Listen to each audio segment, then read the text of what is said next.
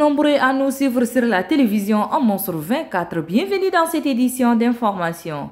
24 heures après sa nomination au poste de Premier ministre de transition, Dr Sixé Masra a adressé son message à la nation tchadienne. Suivez ses impressions au micro de nos confrères de l'ONAMA. C'est le plus grand privilège qui me soit fait aujourd'hui de travailler à la tête d'une équipe diversifiée pour que sur les 1 284 000 km², nous soyons au service des Tchadiens et des Tchadiennes pour répondre à leurs problèmes de tous les jours. École ma fille, Alme ma fille, Kidme ma fille, Nar ma fille, Carburant ma fille. Ce sont des choses que nous entendons et donc la première des choses que nous espérons pouvoir faire, c'est déjà de remettre les enfants à l'école. Une fois que les enfants sont à l'école, les adultes, on peut travailler ensemble, dialoguer pour aller de l'avant. Et donc je voudrais, comme premier message, dire aux enseignants qu'ils savent que nous voulons faire de l'éducation la première priorité de l'État. Le président a accepté de porter l'éducation à un niveau encore supérieur dans ce gouvernement et avec des moyens additionnels. Mais nous allons leur demander de nous aider à aider l'école de la République. L'enseignant a certes tout donné, l'État va travailler à essayer de tout donner, mais dans la responsabilité. Qu'il laisse, qu'il nous aide en faisant en sorte que les enfants reprennent l'école. Et donc, ma première rencontre avec les forces vives, ça va être avec ceux qui représentent l'école tchadienne, de manière à ce que nos enfants repartent à l'école. Et une fois qu'ils sont à l'école, je crois que les adultes, on va s'asseoir et on va affiner les choses pour réconcilier les cœurs, penser les plaies et nous organiser de manière à ce que les Tchadiens, à la fin de cette transition, choisissent leurs dirigeants de manière démocratique afin de les servir. Donc voilà, c'est un sentiment de responsabilité, d'engagement. On va retrousser les manches quelque part. Toujours dans le même cadre, le Premier ministre de transition, Dr Sixé Masra, a formé son tout premier gouvernement de la 5e République. À ce sujet, suivez le ministre d'État, ministre secrétaire général à la présidence de la République, Mohamed Ahmed Al-Habou. Décret 02, bar PT, bar 2024, vu la Constitution, vu le décret numéro 3892, bar PT, bar 2023, du 29 décembre 2023, portant promulgation de la Constitution, vu le décret 01, bar PT, bar 2024, du 1er janvier 2024, portant nomination du Premier ministre, chef du gouvernement, le président de transition, chef de l'État, président du Conseil des ministres, sur proposition du Premier ministre, chef du gouvernement, décrète, article 1er. Les personnalités dont les noms suivent sont nommés membres du gouvernement, chefs de département ministériel ci-après. Ministère des Affaires étrangères et des Tchadiens de l'étranger. Ambassadeur Mohamed Saleh Al-Nadif. Ministre d'État, garde des Sceaux, ministre de la Justice et des Droits humains. Abdelrahim Breme Hamid. Ministre d'État, ministre de l'Enseignement supérieur et de la Recherche scientifique, Dr Tom Erdimi. Ministre d'État, ministre de la Femme et de la Petite Enfance, Madame Amina Persil Longo. Ministre d'État, ministre de l'Administration du Territoire et de la Décentralisation, Monsieur Liman Mohamed. Ministre de l'Éducation nationale, de la Promotion civique, Dr Dolembay Sadeh Djessada. Ministre de la Santé publique et de la Prévention, Dr Abdulmajid Abdelrahim. Ministre des Armées, des anciens combattants et des victimes de guerre, Dago Yahouba. Ministre de la Sécurité publique et de l'Immigration, Monsieur Mohamed Sharfaddin Marghi. Ministre des Finances et du Budget, Monsieur Tahir Hamid Gilin. Ministre des Infrastructures et du Désenclavement, Monsieur Aziz Mohamed Saleh. Ministre de la Communication, porte-parole du gouvernement, Monsieur Abderrahman Kholamallah. Ministre de l'Énergie, Madame Dougona Bakassé Rirajim Louise. Ministre des Hydrocarbures, Madame Alix Naimbaye. Ministre de l'Économie, du Plan et de la Coopération internationale, Monsieur Mohamed Assiyouti Abbakar. Ministre des Télécommunications et de l'Économie numérique, Monsieur Boukar Michel. Ministre de l'Élevage et de la Promotion animale, Monsieur Abdoulaye Diar. Ministre de la Production et de la Transformation agricole, Monsieur Keda Bala. Ministre de la Fonction publique et du Dialogue social, Monsieur Abdoulaye Mbodou Bami. Ministre de l'Eau et de l'Assainissement, Monsieur Passale Kanabe Marcelin. Ministre des Transports, de l'Aviation civile et de la Météorologie nationale, Madame Fatime Goukouni Ouedé. Ministre de l'Environnement, de la Pêche et du Développement durable, Mohamed Abdelkarim Hannou.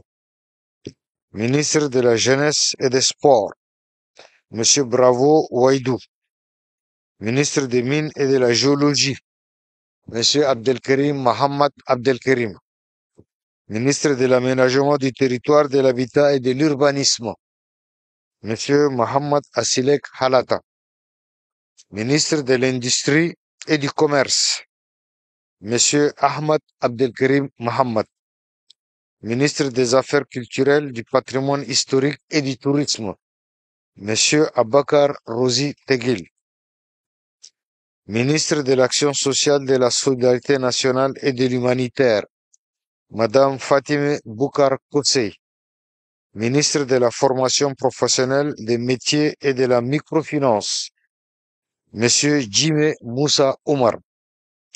Ministre secrétaire général du gouvernement, de la promotion du bilinguisme, chargé des relations avec les grandes institutions, Docteur Ramatou Mohamed Outouin.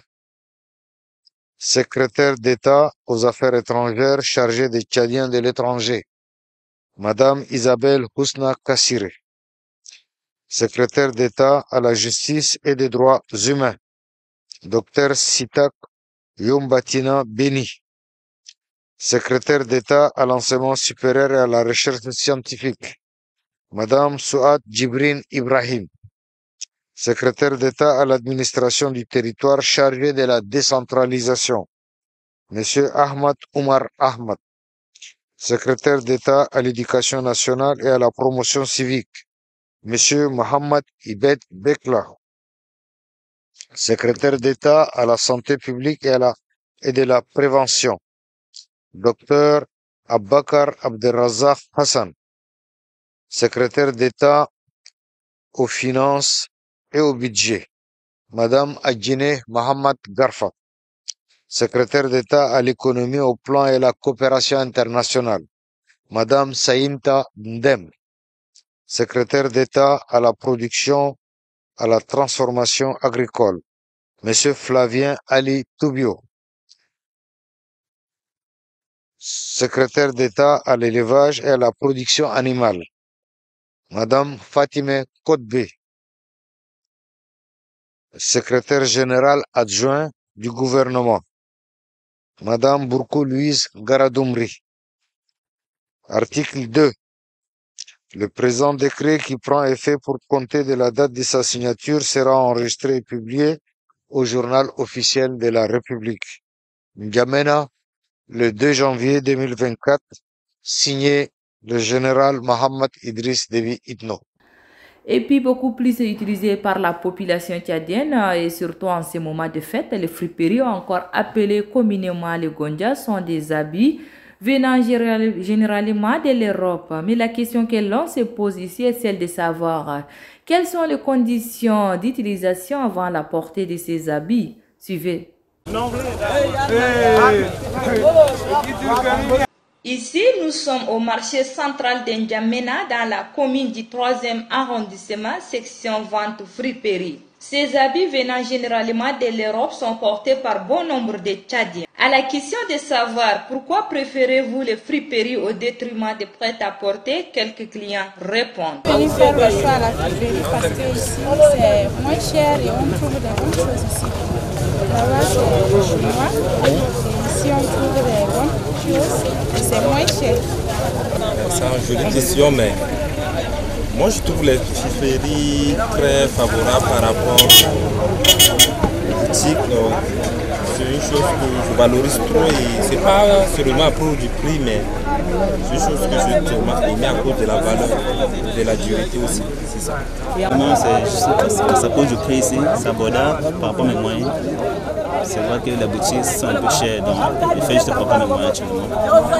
Et c'est aussi vrai que les fruits c'est bien, moins cher, abordable et c'est aussi joli. On ne peut pas se comparer ça à la boutique. C'est un peu ça qui me plaît, la friperie. Surtout j'ai une préférence particulière pour les friperies parce que d'abord la friperie, si tu portes, d'abord tu es la seule à porter parce que dans les vêtements quand tu portes, tu vas trouver le même modèle la qualité, il y a un rat de haut. Donc quand tu vas porter c'est presque une dizaine de personnes qui vont porter la même chose. C'est-à-dire que les friperies, tu as la chance de trouver une qualité dont tu n'en trouves pas ailleurs. Comme toute chose a des conséquences, ces habits peuvent aussi avoir des risques sanitaires. Quelques consommateurs soulignent ici les conditions d'utilisation avant la portée de ces friperies. Quand on prend, on lave ça avec de l'eau de javel et avec de l'eau chaude. On fait ça très bien avant de les porter. Non, parce que moi, quand j'achète, première des choses, je lave ça. Oui, j'avilisse, je lave ça bien, et puis je sèche, et puis je porte pas ça directement. Quand j'achète comme ça, je rentre d'abord, je le lave d'abord, c'est la première chose. Pour laver la je passe au passage, moi particulièrement, quand j'achète, je viens acheter un parenthèse, je mets dans les détergents, je lave pour l'odeur, la sauce d'abord, après je repasse les pâtes, même s'il y a des microbes, je repasse pour tuer ces microbes. Je ne dois pas directement y passer. Plus loin au sujet de la différence entre les prêt-à-porter et les friperies, ces consommateurs trouvent en cela la qualité et la durabilité de ces habits. Prêt-à-porter d'abord c'est bon, mais c'est très cher. Tandis que les friperies, la même chose, les mêmes choses qui se trouvent dans les classes, tu peux avoir la chance de trouver à moins de par exemple, dans les fêtes, on peut vendre ça par exemple à 12 500, 15 000.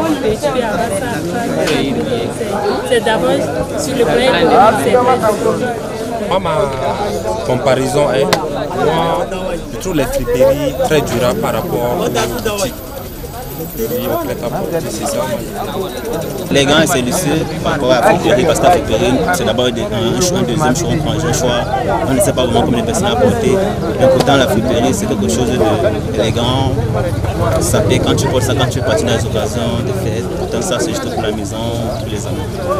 C'est pour cette différence que j'ai fait. À ce sujet, un grossiste rencontré sur place nous parle de la préférence des friperies par rapport au prêt-à-porter. Vous savez que la friperie, comme on appelle Gonja ici, la friperie est à la portée de tout le monde, mais surtout à la portée comment on dit ça? C'est surtout à la portée de la classe basse. Vous voyez, des personnes qui n'ont pas assez de moyens pour se rendre dans les prêt-à-porter. Je vais vous dire une chose, même les propriétaires de prêt-à-porter viennent souvent en prendre chez nous. Parce que nous, la friperie, ce sont les habits originaux. Bien sûr, c'est la friperie, mais ce sont des habits originaux déjà utilisés. Mais il y a aussi des premiers choix dans les friperies. Des habits neufs, de fin de série.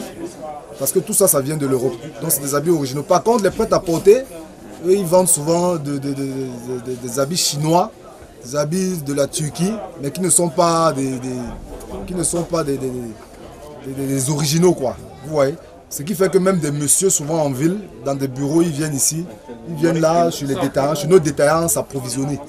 Oui, donc c'est un peu ça. Donc il n'y a pas de concurrence entre les prêt-à-porter et les vendeurs de friperie parce que chacun trouve son compte.